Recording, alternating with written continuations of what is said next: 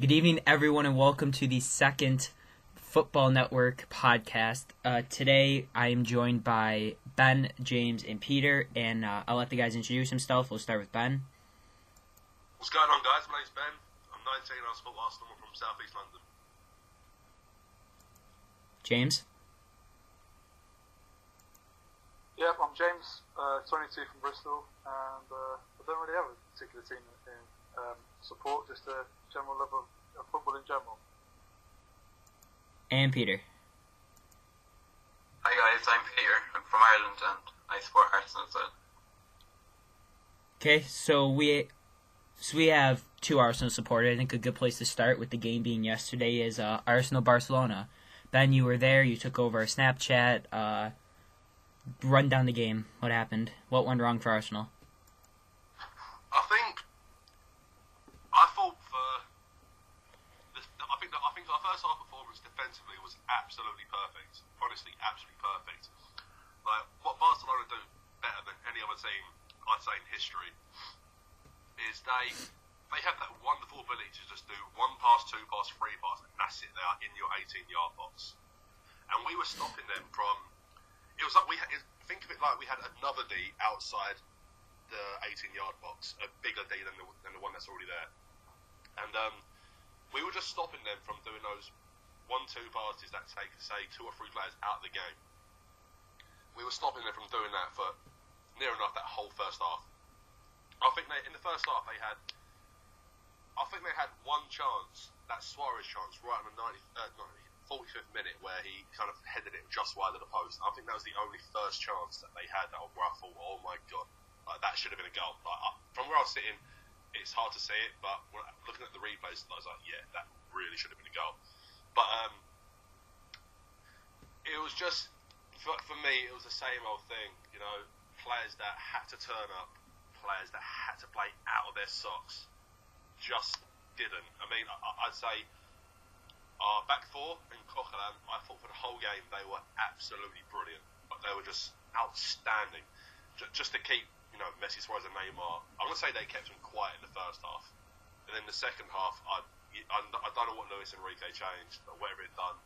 They were getting inside our back four much more. They were really putting passes through our defence.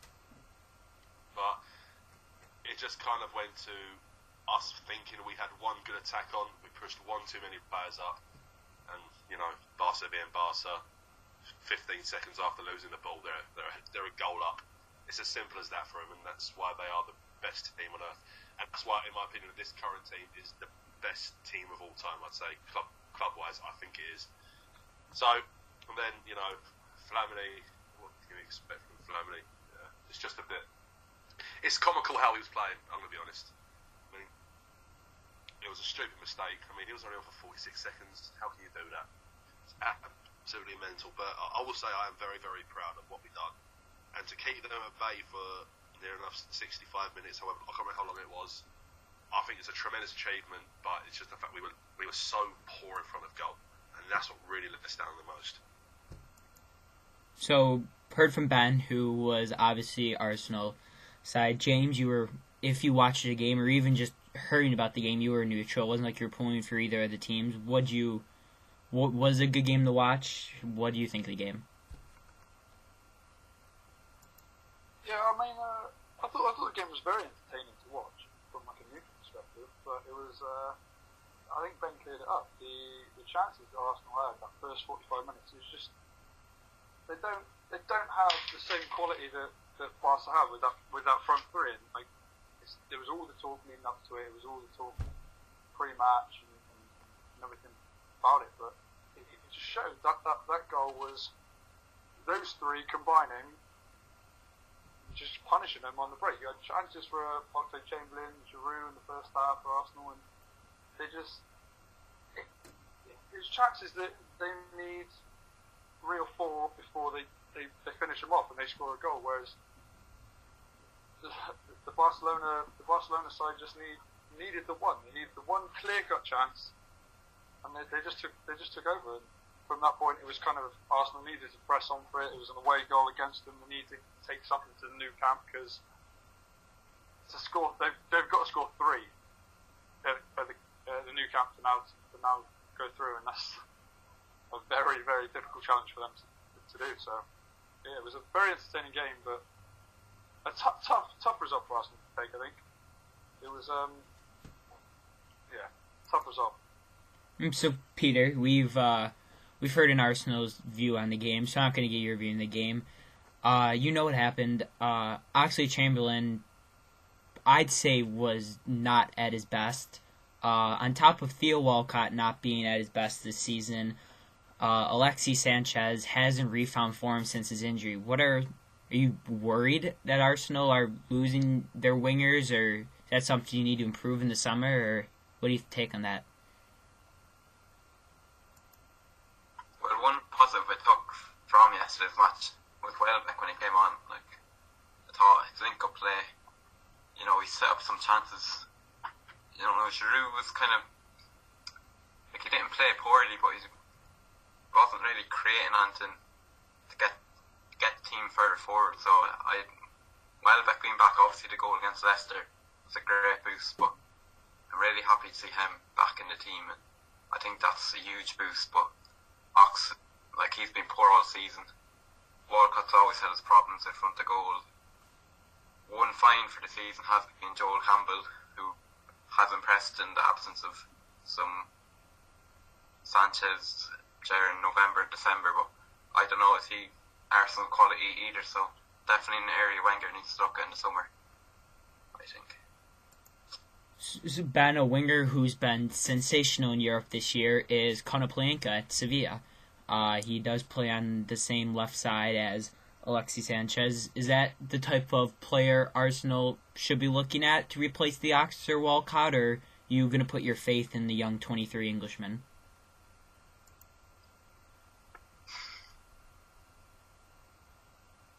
Who is it, Ben? Sorry. What's the name? I think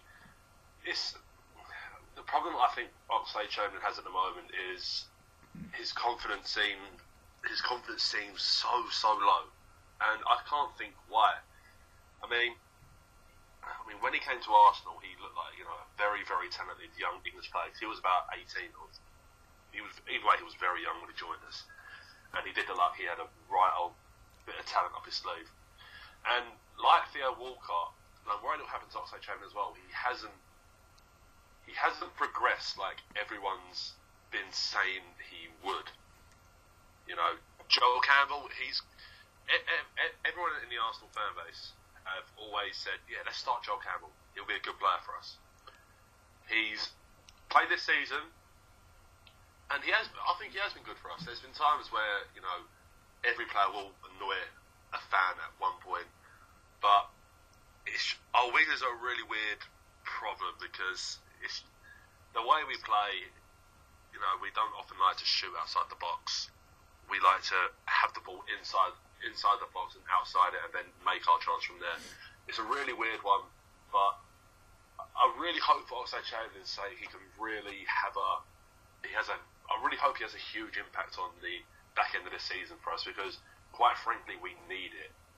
With us looking to go out of the Champions League, with big games coming up in the Premier League, and of course the FA Cup as well. The FA Cup's always a nice competition to still be in.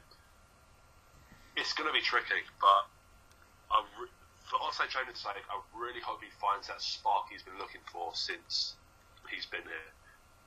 He ignited the spark when he joined. He had a really good run into the end of the season, but nothing's gone upwards for him since.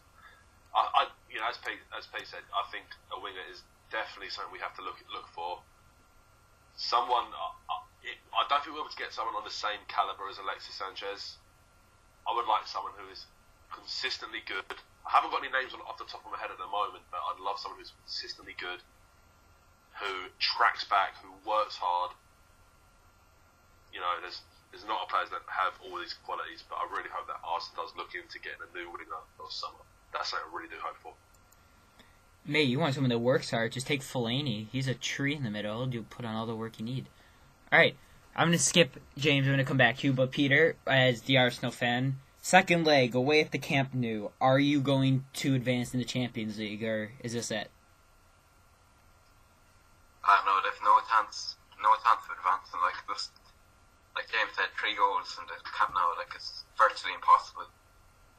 What I would look for is a performance that they can use to push on, because the league and the FA Cup double is definitely a possibility for the side, and what they need is a good performance. Like, I take a draw, like just as long as they don't absolutely collapse. Like, I take just 2-1 loss, but that front three is just very hard to play against. I'd say we need Gabriel to come back.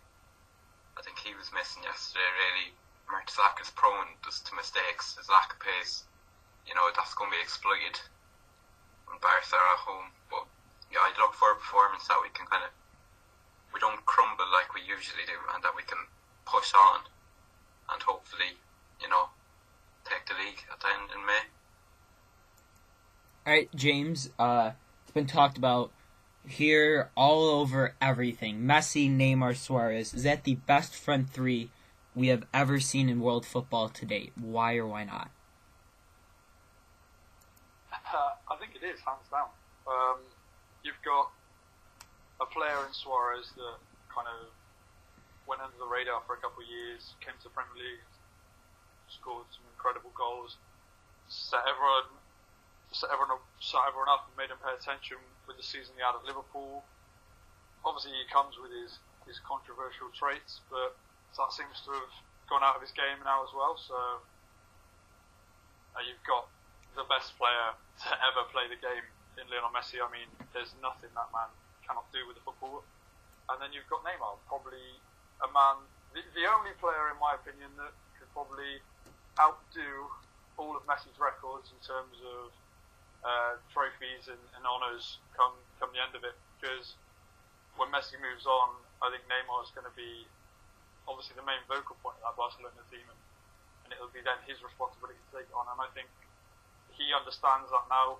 I think the first season he had there, it was not tough for him, but less expected from what they wanted from him. And now he's kind of pushed on and taken that responsibility, especially in that 10-game period where Messi was out for a couple of games, and then Suarez and Neymar just took over and set the world on fire and did it without him. So those three together are just phenomenal.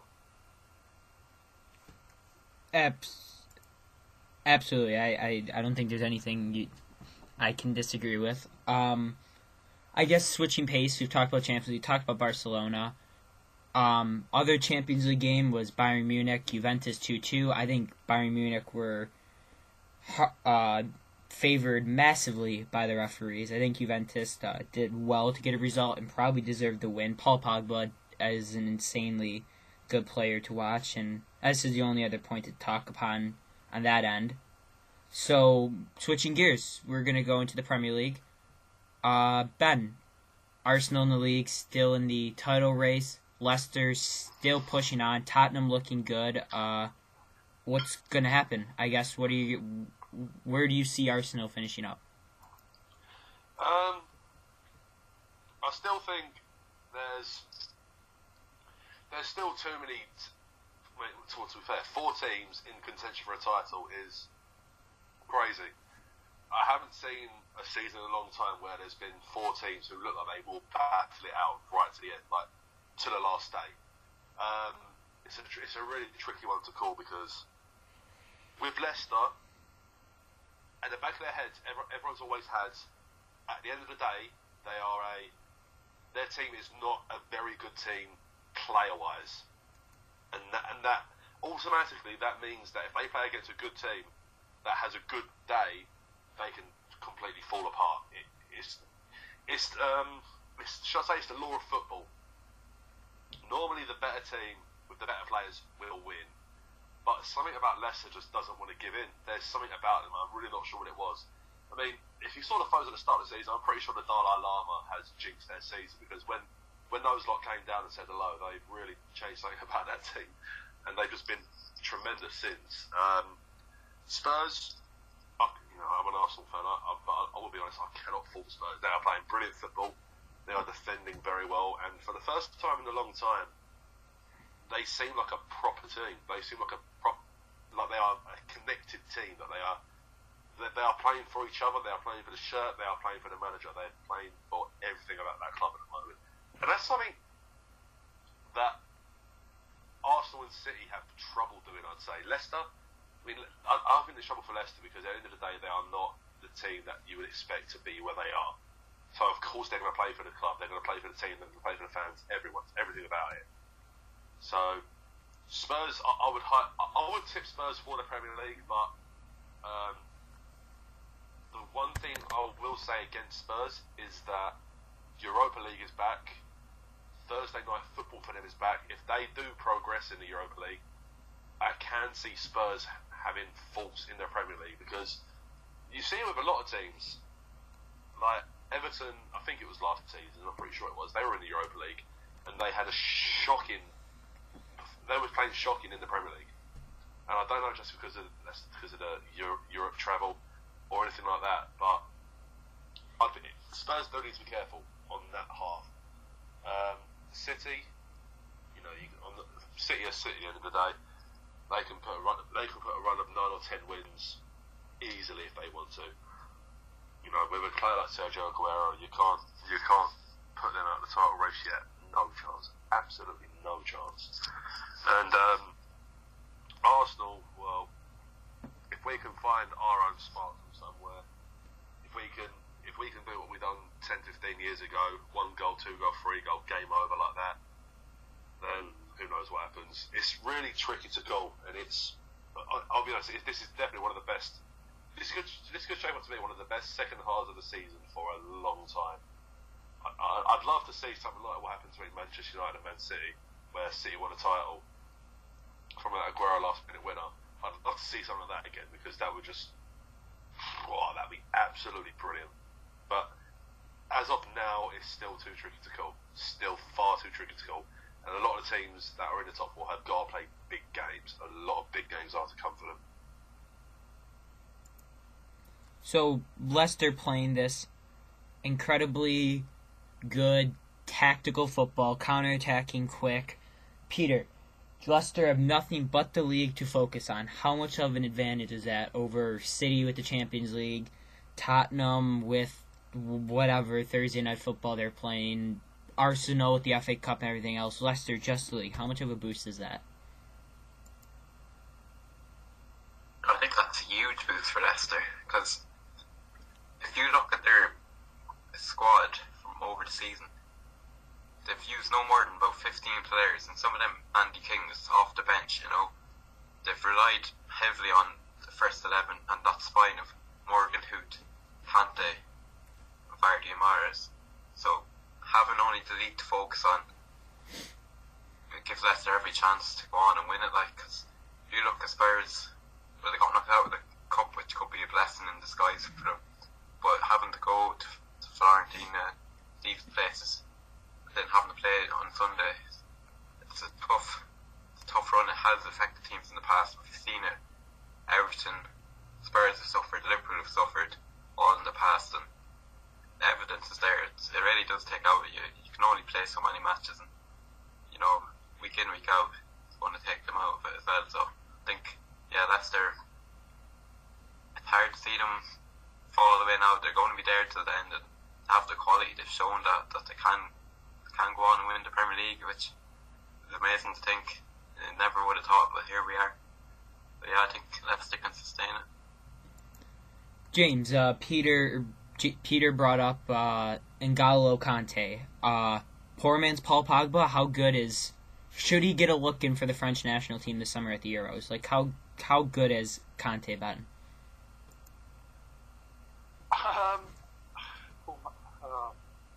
I think he gets a look in without a doubt. Not necessarily starting position. I mean, you look at the French centre midfielders they've got already, and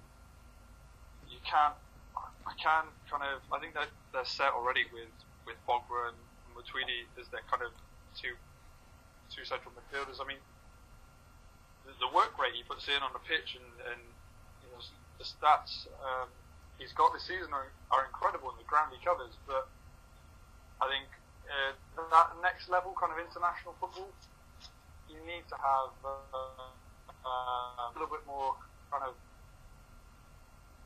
prowess, I guess, is the way I describe it. Just kind of that next level. And I don't think he's there yet. I think obviously a phenomenal season, but a great player. But I don't think he's kind of French level national team starting position anyway. I'd consider him as a squad player. I'd take him. Is he going to be, though, Ben, one of these players who impresses so well and Leicester's going to sell him to a bigger European team and he's going to flop? Or is this a player who you're not saying he's going to be world-class, but is this going to be a player you're going to see on the radar for a little bit? Or where do you think his future lies, especially if he gets into the Euro team, plays well for France, and so on?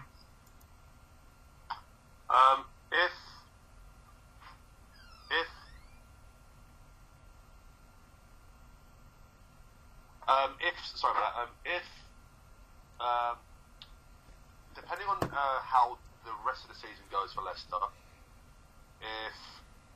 if they make top four, he'll stay 100%. I mean, if he does leave, chances are he will be playing for a Champions League side. But I think the way the season is going for them and the togetherness they have, I don't think anyone will want to jump ship. I really can't see anyone doing it. And if they do, it's an injustice to the whole Leicester fan base. It really, really is, because at the start of the season they were expecting a struggling season, as last season was, and they have been treated beyond levels. They have been treated to an absolute. It's been should I say glossy season? Is that the right word to use? I'm not sure, but in terms of their players and Kante in general, I really hope he stays. He will be looked for, 100% he'll be looked for by some big teams. But I think Ranieri uses him in the most perfect way. I mean, I don't know what his figures are for miles or kilometres run this season, but I'll tell you now, it is above anyone else. I don't know 100% sure, but I am almost certain he will be on top of that list, because when I was at Arsenal beat Leicester not long ago, that guy was running around non-stop to the 90th minute. He was chasing the ball down when they were at 10 men. It's crazy to watch. I mean, if he wasn't a footballer, he'd 100% be a what's the name?